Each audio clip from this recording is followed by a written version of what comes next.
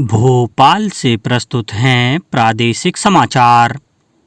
नमस्कार, समाचारों के साथ मैं जितेंद्र रघुवंशी। पहले मुख्य समाचार। प्रधानमंत्री नरेंद्र मोदी ने कहा, जीनोम इंडिया डेटा प्रोजेक्ट से देश के वैज्ञानिक और नीति निर्माता होंगे लाभान्वित। केंद्रीय मंत्री नितिन गडकरी ने पीथमपुर और इंदौर में कई कार्यक्रमों में लिया हिस्सा। मुख्यमंत्री ने इंदौर में प्लास्ट पैक 2025 का किया शुभारंभ। कहा, प्लास्टिक व्यवसाय में हैं अनेक संभावनाएं। और प्रदेश में सर्दी का दौर जारी, कई स्थानों पर तापमान 4 डिग्री सेल्सियस से नीचे। अब समाचार विस्तार से। प्रधानमंत्री नरेंद्र मोदी ने कहा है कि पूरी दुनिया विभिन्न वैश्विक समस्याओं के समाधान के लिए भारत की ओर देख रही है। नई दिल्ली में जीनोमिक्स डाटा कॉन्क्लेव में जीनोम इंडिया डेटा के विमोचन पर जारी वीडियो संदेश में प्रदेश ने कहा कि बायोटेक्नोलॉजी के क्षेत्र में ये प्रोजेक्ट एक मील का पत्थर साबित होगा। इनकी मदद से देश में एक नए डाइवर्स जेनेटिक्स रिसोर्स बनाने में सफल हुए हैं। इससे हमारे वैज्ञानिकों को भारत का जेनेटिक्स लैंडस्केप समझने में बड़ी मदद मिलेगी। केंद्रीय सड़क परिवहन एवं राजमार्ग मंत्री नितिन गडकरी ने कहा है कि हम लगातार इथेनॉल, बायोडीजल, सीएनजी और इलेक्ट्रिक वाहन के उपयोग को बढ़ावा देने का काम कर रहे हैं। इसका लाभ आने वाले दिनों में देश के किसानों को मिलेगा और देश का किसान ईंधन दाता बन सकेगा।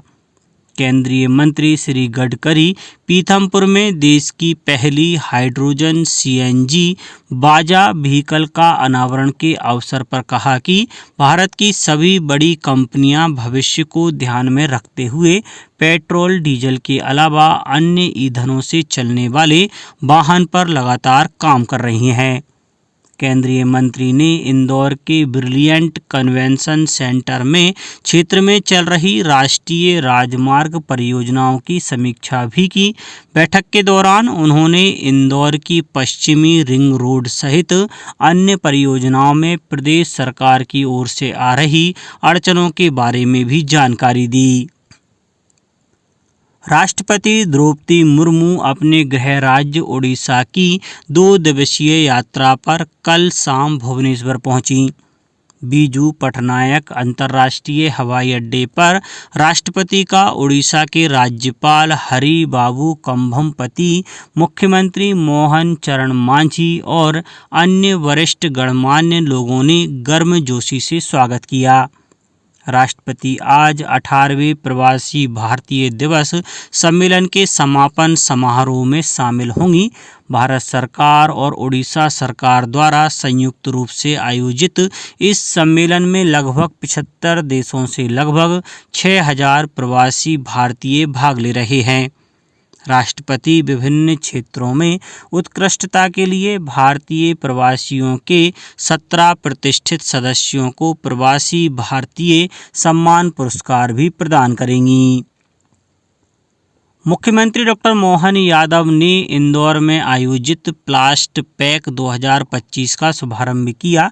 इस अवसर पर उन्होंने कहा कि पर्यावरण की सुरक्षा हम सभी की जिम्मेदारी है, इसलिए विषय विशेषज्ञों की सहायता और वैश्विक अनुसंधानों के माध्यम से प्लास्टिक के रीयूज और जीरो वेस्ट की नई तकनीकों को अपनाने पर विशेष जोर दिया जा रहा है।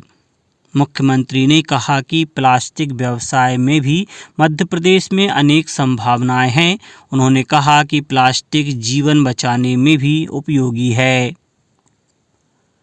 परीक्षा पे चर्चा के 8वें संस्करण के लिए देश विदेश से छात्रों, शिक्षकों और अभिभावकों से 2,70,00,000 से अधिक पंजीकरण प्राप्त हुए हैं। इस कार्यक्रम के लिए mygov.in पोर्टल पर ऑनलाइन पंजीकरण 14 दिसंबर से शुरू हुआ था और इस महीने की 14 तारीख तक इसके लिए आवेदन किया जा सकेगा। शिक्षा मंत्रालय ने कहा है कि प्रधानमंत्री नरेंद्र मोदी की परीक्षा पे चर्चा पहल परीक्षा से जुड़े तनाव को कम करने और परीक्षा को एक उत्सव में बदलने के लिए राष्ट्रव्यापी आंदोलन के रूप में आगे बढ़ रही है। कार्यक्रम मानसिक स्वास्थ्य पर बातचीत और परीक्षाओं के प्रति सकारात्मक दृष्टिकोण को बढ़ावा देने के लिए छात्रों के बीच लोकप्रिय है।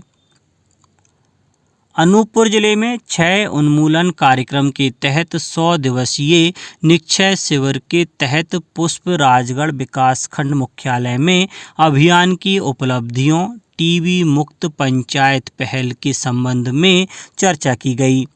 वहीं नीमच जिला जेल में टीबी मुक्त भारत अभियान के तहत बंदियों की जांच के लिए स्वास्थ्य शिविर आयोजित किया गया। स्वास्थ्य शिविर में सभी बंदियों को टीबी मुक्त भारत बनाने की शपथ भी दिलवाई गई। उत्तर प्रदेश के प्रयागराज में आकाशवाणी के कुंभ वाणी चैनल का शुभारंभ किया जाएगा। उत्तर प्रदेश के मुख्यमंत्री योगी आदित्यनाथ महाकुंभ को समर्पित इस चैनल की शुरुआत करेंगे। सूचना और प्रसारण राज्य मंत्री डॉक्टर एल मुरुगन कार्यक्रम में वर्चुअल माध्यम से भाग लेंगे।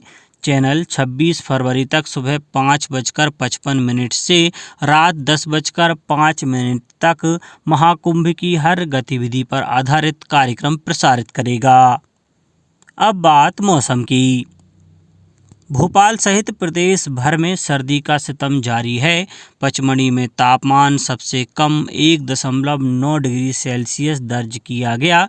वहीं शहडोल, शाजापुर, मंडला, उमरिया, अनूपपुर में तापमान 4 डिग्री सेल्सियस से नीचे बना हुआ है। भोपाल, शाजापुर, शहडोल, जबलपुर, मंडला, सिवनी, सीहोर, नीमच जिलों में शीतलहर का प्रभाव बना हुआ है। मौसम विभाग ने अगले 24 घंटों के लिए भोपाल, रायसेन, सीहोर सहित 9 जिलों में शीतलहर का येलो अलर्ट जारी किया है। भोपाल में तापमान 5 डिग्री सेल्सियस दर्ज किया गया। गुना में भी ठंड का प्रकोप बढ़ता जा रहा है। यहाँ न्यूनतम तापमान 7 डिग्री सेल्सियस रहा। अब कुछ समाचार संक्षेप में। केंद्रीय मंत्री ज्योतिरादित्य सिंधिया ने चंदेरी में नगर पालिका द्वारा संचालित राजमाता विजयाराजे सिंधिया वाचनालय का लोकार्पण किया।